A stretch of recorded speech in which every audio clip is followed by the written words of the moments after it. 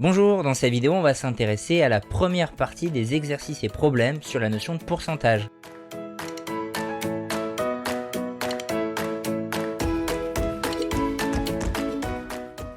On commence avec l'exercice 1. Effectuer à la calculatrice les calculs suivants. Donc 15% de 350. Voilà d'abord ce qu'on veut déterminer. Alors la méthode va être tout le temps la même. On se rappelle, 15% c'est en fait la fraction 15 sur 100. Et donc on va écrire ça. Et on va multiplier ce pourcentage, cette fraction, par la valeur. Donc fois 350. Et c'est ce qu'on saisit directement à la calculatrice. Alors avec la fraction ou pas forcément. Donc là on va d'abord faire avec la fraction. On sort ensuite fois 350. On trouve 52,5. Ici, on doit prendre 54% de 600. On fait donc 54 sur 100 fois 600. Alors l'autre manière de le saisir à la calculatrice, si on n'utilise pas les fractions, c'est de faire 54 divisé par 100 fois 600. Et là, on trouve 324. On doit prendre ensuite 32,4%, donc 32,4 sur 100, c'est répétitif, une fois qu'on a compris, fois 80, on saisit ça également, donc 32,4 divisé par 100 fois 80. Et on trouve 25,92. Ensuite, on va avoir à prendre 1% de 1600. Alors prendre 1%, c'est prendre 100 fois plus petit que la valeur. On n'a pas besoin de le saisir à la calculatrice, en fait, ça peut être fait de tête, ça. 100 fois plus petit que 1600, c'est 16. Pour le, c'est pareil, 100% de 28, prendre 100%, c'est prendre la totalité. Donc c'est prendre le nombre lui-même, c'est 28. Sauf, il n'y a que le dernier, on va devoir à nouveau calculer, 64% de 45. Donc on peut le faire dans ce sens-là, la valeur fois la fraction. Ça fonctionne très bien également. Voilà. On va le saisir.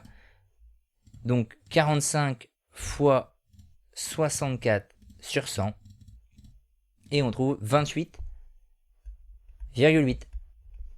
Ensuite, problème 1. Le collège de Tchoupi en Bretagne compte 420 élèves.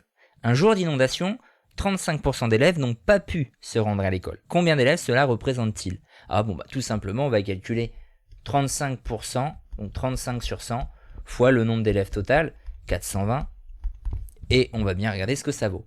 Donc, on fait 35 divisé par 100 fois 420.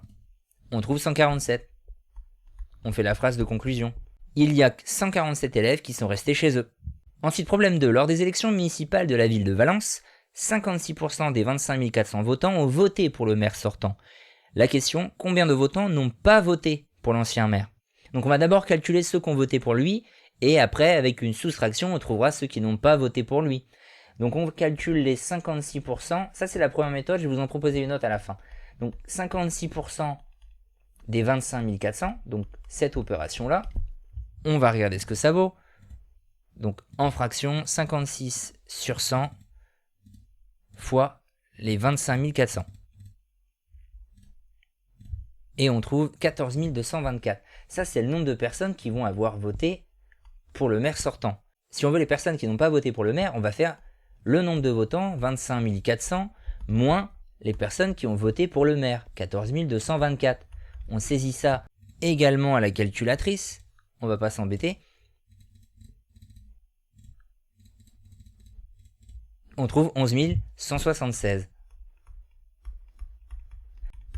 11 167 personnes n'ont pas voté pour le maire sortant. Alors ce qu'on aurait pu faire en fait, l'alternative à ça, c'est un classique dans les calculs de pourcentage, c'est se dire s'il y a 56% des personnes qui ont voté pour le maire, il y a donc le reste qui n'a pas voté pour lui. Le reste, comment on l'obtient? Eh bien c'est tout simplement 100%, la totalité, moins les 56.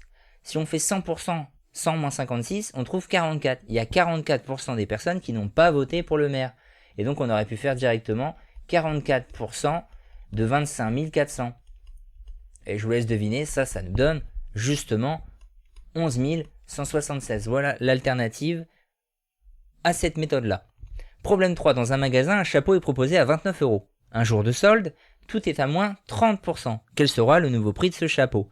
Alors là, encore une fois, c'est un peu pareil que le problème 2.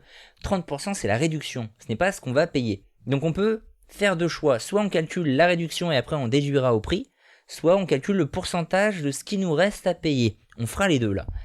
Donc on calcule 30%, ça c'est la méthode sans trop réfléchir. 30% de 29, On saisit ça à la calculatrice. Voilà ce qu'elle affiche, 8,7. Donc 8,7 euros, ce n'est pas le prix, c'est la remise. Après, il reste à faire le prix moins la remise, et donc ça va nous donner 20,3. Voilà ce que je paye. Eh bien, ce que j'aurais pu faire comme calcul à la place, c'est me dire, le prix c'est 100% lorsque j'ai pas de réduction. Là, on va me retirer 30%. Et donc, il va me rester à payer 70% du prix. Et je calcule du coup 70% de 29. C'est ce que je vais payer. Je vous laisse deviner, ça donne 20,3. Voilà l'autre méthode possible pour calculer le nouveau prix du chapeau. Dans tous les cas, on fait une phrase de conclusion. Le prix du chapeau va être de 20,3 euros.